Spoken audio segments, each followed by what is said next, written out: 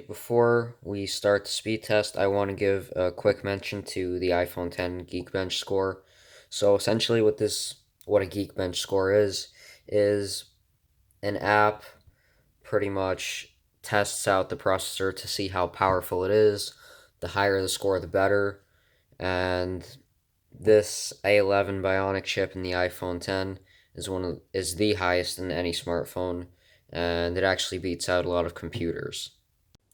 So, especially when you compare the Note 8's score to the iPhone, it just looks laughable. Almost half in the multi core score, and it just seems depressing when you compare it to the iPhone 10. But let's see how it does in a real world speed test. Let's get into it. So, hitting the stopwatch in the iPhone is off to take a selfie, and it stutters a bit and passes on to eBay, then to Mercari, where it loads both of those really quickly, off to Amazon, then to load the first app in the gaming row, Subway Surfers. It does that with absolutely no problem. So one thing that may make a difference between the two phones in the test is in the second lap, whereas the iPhone 10 has 3 gigabytes of RAM, the Note 8 only has actually double the RAM with 6 gigabytes of RAM.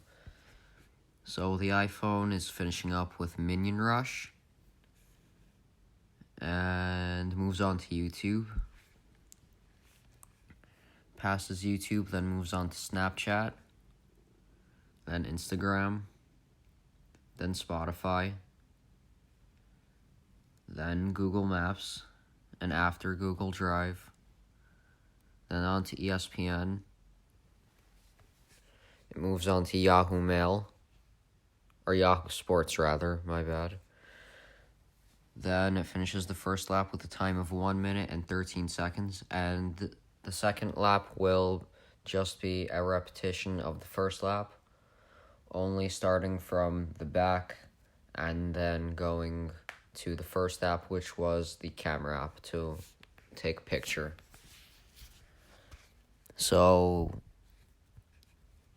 the iPhone has most of the apps ready to go in the background, but it does not keep Temple Run 2 or Super Mario Run open.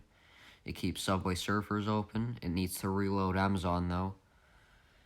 It loads up Mercari and eBay, and it's able to take a picture, and it finishes the test with a time of 1 minute and 59 seconds.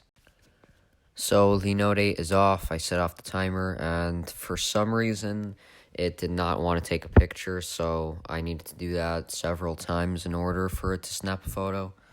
It moves on to eBay and then Mercari, and after Amazon, then to Subway Surfers, where it loads this game considerably slow compared to the iPhone.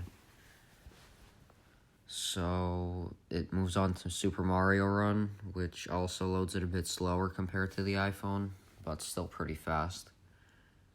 Then on to Temple Run 2. So I've noticed that the Note 8 actually loads games a lot slower when you compare it to the iPhone. So if you are a big gaming person, maybe you should go for the iPhone. Passing Minion Rush. Then on to YouTube, Snapchat, it loads Instagram, then on to Spotify, then to Google Drive, then Google Maps, onto ESPN, onto Yahoo Sports, and it finishes the first lap with a time of 1 minute and 25 seconds. And here we go in the second lap. Can it keep all the apps open? So far, so good. Google Drive, Spotify, Instagram, Snapchat, YouTube. It has 6 gigabytes of RAM, so keep in mind this should be much better than on the iPhone. And so far, so good. Still on Subway Surfers. It keeps Amazon open too. So as well Mercari and eBay and the camera app, and wow, that was close. It looks like it tied the iPhone. with 1 minute and 59 seconds as well. So I think this is safe to say that these two phones tied each other